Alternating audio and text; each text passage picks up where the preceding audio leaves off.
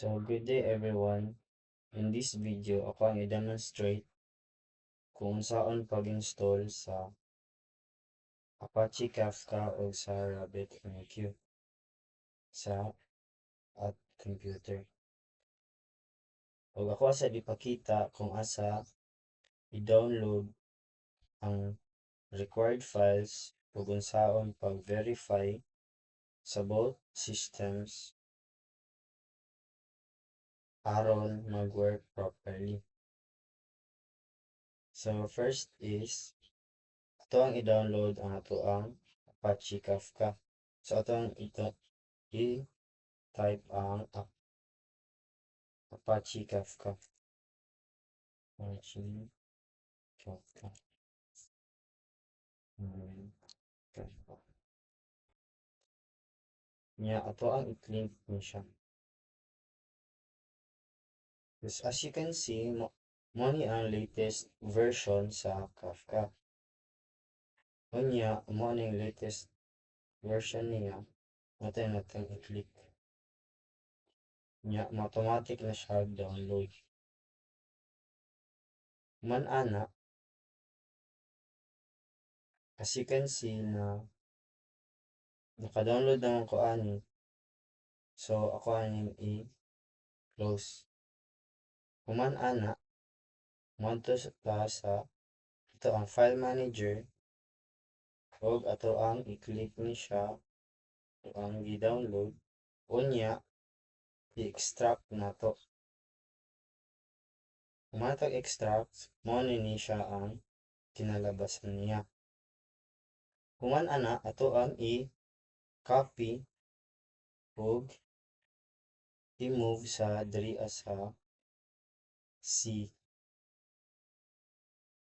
Human ana og ato ang i-rename para maingon ani siya. So, i-click na natin rename ug kani para buhatag new file. So, as you can see, naana siya diri. So, human ana, ato na pong i-download ato ang JDK. So, search na to ang Oracle Java download. Ato na siyang i-click.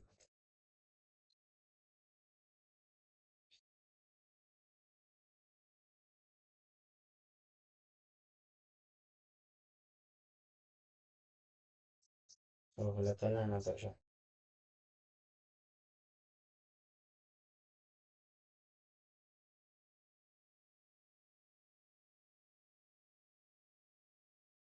And then, as you can see, mo na yung latest version sa JDK.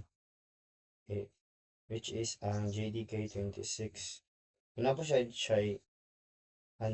tulo ka option. If you are Linux user, could click this. Ganing Mac OS, ganing Windows. Ako kay Windows user man ko. So, mo ni ako ang i-click X64 installer. So, click lang natin ni siya. Huwag mo automatic na siya download.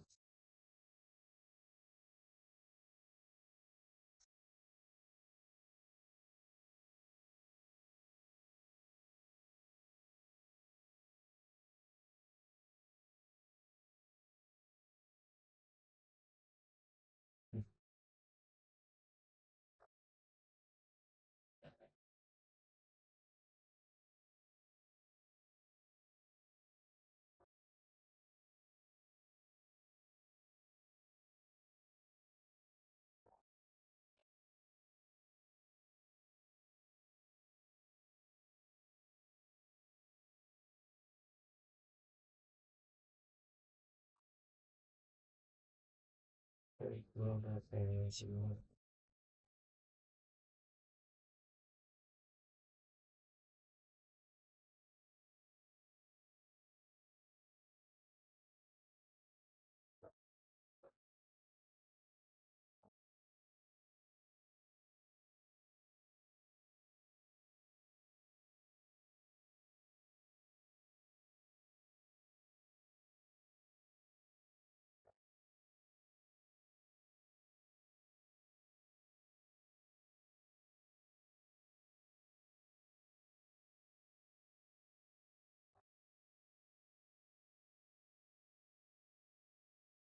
Nya human ana na-download naman nato siya. So ano yung napunta diri sa nabutang na siya diri sa downloads, which is kaning JDK 26 Windows. So i-click lang nato ni siya, sunod yes, list lang nato na sunod.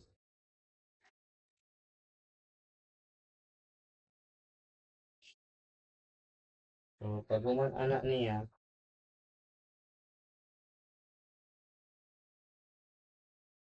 click lang nato ni siya. So para mo set og ato ang ano, mo set ang ato ang ron mo function ang ato ang Kafka matadrita tadri sa ato ang Kafka file is kani sabing Windows, og i-open nato ang command prompt or ang CMD. Pag human ana ato ang i-type ang ato ang Zookeeper server. Just nakadaan diri ka ng script. So it's nana sa notepad. Human ana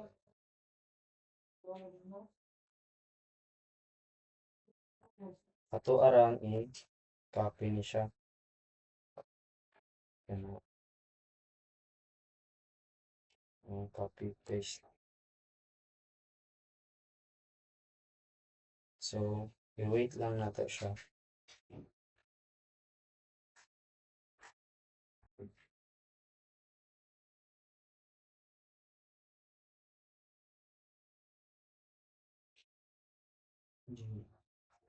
So as you can see, na run siya. Human ana mag open na pod tag another na command. So na type na pala tayo CMD. Sunod ato ang ibutang ang ato ang server. So copy na to ni and then paste na to. So HTML. Yeah, wait lang nato siya.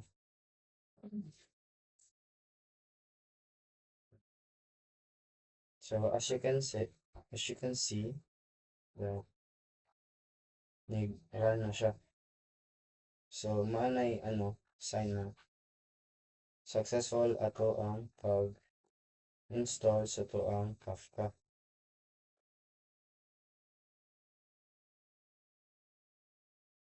So human ana is ang ato ang Kafka, Apache Kafka. Ito ano po ang i-download ang ato ang RabbitMQ. Pero bago ana dili man mo gana ang ato ang RabbitMQ kung walay Erlang. So atong i-download sa ang Erlang. Atong search ang Erlang download. Ay click na to ni siya. And kani ato ang install. So madali na siya. Click lang natin ni siya. As you can see, block siya because wala ko'y antivirus. So pwede ka pa siya ma-download. Yeah, human naman ko ani download, so ato lang siyang ignore. Human ana model ka atong i-download na ato ang RabbitMQ. So ating search ang rabbitmq.download. So as you can see, diri ani ato ang website sa RabbitMQ. So click lang natin yung Windows installer. Human ana to ang i-download kining yahang maning kaning latest na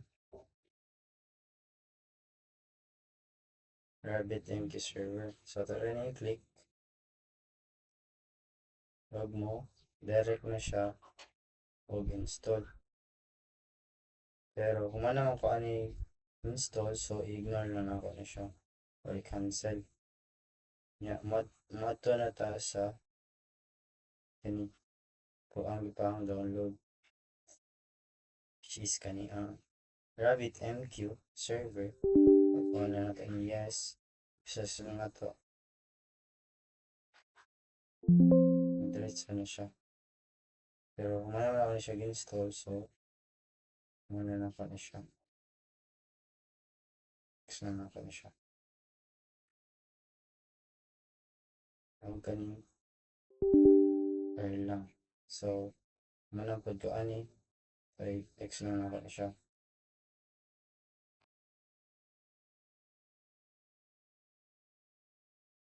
I-follow na to ang mga default na installation steps para makadiretso tayo. Nato siya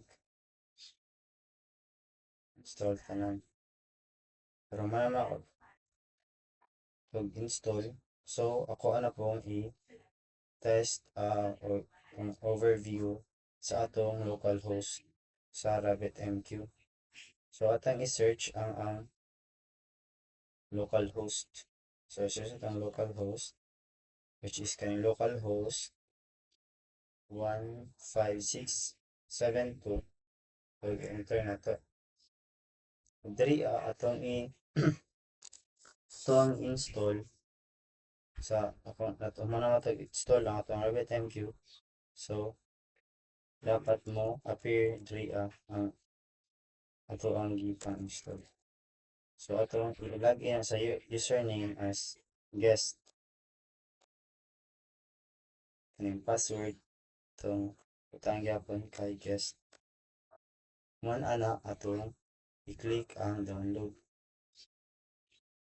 So, ano siya. So, as you can see, i-appear ang name sa atong laptop. Rabbit at top. So, if ingani ang mugawas, that means na successful ang ato ang pag-install sa ato ang RabbitMQ o sa ato ang Apache Kafka. So, humana na ana sa ato anang i-log out.